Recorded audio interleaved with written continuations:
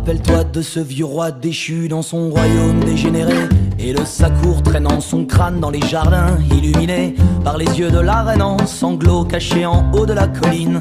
Elle prit la fuite anonyme en assemblant un vieux rafio. Elle navigua durant des lunes sur le tissu des océans, pêchant les grenadiers fantômes et leurs arêtes de diamants. Elle s'oublia dans les tempêtes, vendit son âme à des murènes, se battant contre les sirènes auprès des navires de pirates. Demi-déesse des quatre vents, adoptée par tous les dieux sombres, elle échoua sur une terre pure, vierge et inconnue des hommes. Elle s'autoproclama la reine nouvelle de ce territoire nu, dressant son armée d'écumeurs au rythme des meurtres et du chahut.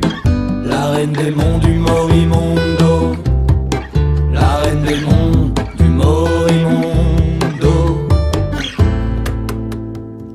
Elle invoqua la pluie de braise, habillant chaque graine de poussière, puis les lacs en ébullition fondaient les récifs comme le glaçon. La reine dans son palais de flammes nommait l'orage comme émissaire, pour qu'il transportait sans frontières l'horreur aux 10 000 horizons. Mais dans les grottes, encore indemne, née en secret la résistance, menée par 5 000 éléphants, armés de courage et de transe. Ils ont enfilé leurs armures, conçues en os de braconniers, imploré les esprits du vent, de la montagne et des marées.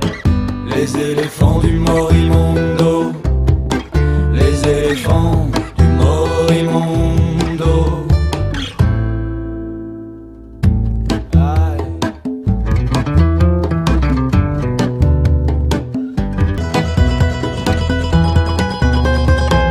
Et aux prières des éléphants répondent les grands corbeaux de lune, l'armée des bandits cormorans et les vautours mangeurs d'écume, les nuées d'anacondas volants, les ours de la plaine et zébrunes, les millions de sauterelles carnivores, les loups aux mâchoires en plumes, les veuves noires, les panthères blanches, les fées du pays de Rébance, les lynx palmés, les lions larcènes, les grands gibbons souffleurs d'abeilles, la horde des bisons souterrains, et les moustiques de 4 mètres 20, les chiens savants, dresseurs de vagues, les derniers elfes du Landrag.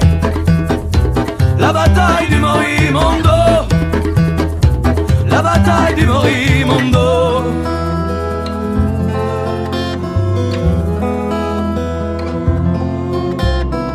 Les affrontements durèrent de printemps, emportant nombreuses vies, le vent transporte encore aujourd'hui les vibrations d'antan. On dit que les marées avalèrent l'ensemble du pays, et qu'au fin fond d'une mer aride prospère un royaume d'éléphants.